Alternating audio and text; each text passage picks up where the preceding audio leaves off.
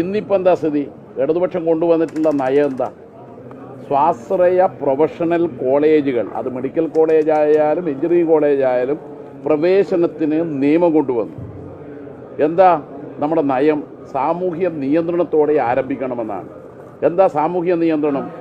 Merit, കുറഞ്ഞ ഫീസിൽ പഠിക്കാൻ പാവപ്പെട്ടവർക്കടക്കം സാധിക്കുന്ന സൗകര്യം. മെഡിക്കൽ കോളേജിലെ NRI സീറ്റ് പോലും മെഡിക്കൽ കോളേജ് എൻട്രൻസ് പരീക്ഷ കമ്മീഷണർ നടത്തുന്ന പരീക്ഷ റാങ്ക് ലിസ്റ്റിൽ നിന്ന് മാത്രമേ സ്വകാര്യ സ്വാശ്രയ മെഡിക്കൽ കോളേജുകാർക്ക് വിദ്യാർത്ഥിയെ പ്രവേശിപ്പിക്കാൻ പറ്റൂ. അതിൻ്റെ ഫീസ് അവർക്ക് തോന്നിയ പോലെ വാങ്ങാൻ പറ്റില്ല. ആര് നിശ്ചയിക്കും? നിയമം നിശ്ചയിച്ച റെഗുലേറ്ററി കമ്മീഷൻ തീരുമാനിക്കും. ഇതാണ് സാമൂഹ്യ നിയന്ത്രണം.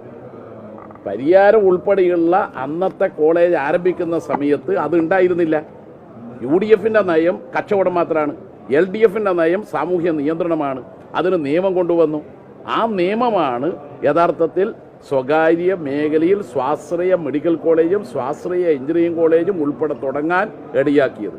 ഇപ്പോൾ പൂർണ്ണമായ എൻട്രൻസ് പരീക്ഷ റാങ്ക് ലിസ്റ്റ് എന്നാണ് വിദ്യാർത്ഥി പ്രവേശനം. അപ്പോൾ അതുകൊണ്ട് ഇടതുപക്ഷ നയവും UDFൻ്റെ നയവും രണ്ടും രണ്ടാണ്. ആ ഇടതുപക്ഷ നയമാണ് ഇപ്പോൾ പുതുതായി ബജറ്റിൽ വന്നത്. സാമൂഹ്യ നിയന്ത്രണം ഉണ്ടാവും. അല്ല, പറയട്ടെ സാമൂഹ്യ നിയന്ത്രണം വന്നപ്പോൾ നമ്മളെ കോഴിക്കോട് സ്വകാര്യ സ്വാശ്രയ മെഡിക്കൽ കോളേജ് മാനേജ്മെന്റ് പറഞ്ഞിരുന്നു അന്ന് MES ആണ് അത് അംഗീകരിച്ചത്. അവരെന്താ പറഞ്ഞത്? നിങ്ങളെ ലിസ്റ്റ് നിന്ന് ഞങ്ങൾ എടുക്കൂല. ഇപ്പോൾ എടുക്കുകയാണല്ലോ. ജബ്ബാർ ഹാജി അത് അന്ന് പറഞ്ഞത് എന്താ അറിയാം? നിങ്ങളെ ലിസ്റ്റ് ഒന്നും എടുക്കൂല എന്നാ. ഇപ്പോൾ എടുക്കാൻ തുടങ്ങിയല്ലോ. അതുകൊണ്ട് കേരളത്തിലൊരു നിയമത്തിന് വിധേയമായി വരുന്നവരുണ്ട്. ഇപ്പൊ മീഡിയ 1 വരുന്നില്ല, വേണ്ട. മീഡിയ 1ന്റെ ആള് വരുന്നില്ലെങ്കിൽ വേണ്ട. സാമൂഹ്യ നിയന്ത്രണത്തിന് വിധേയമായി വരുന്നവര് വരും. ഇപ്പൊ ഓക്സ്ഫോർഡ് വിദേശ സർവകലാശാലയല്ലേ ഓക്സ്ഫോർഡ് യൂണിവേഴ്സിറ്റി?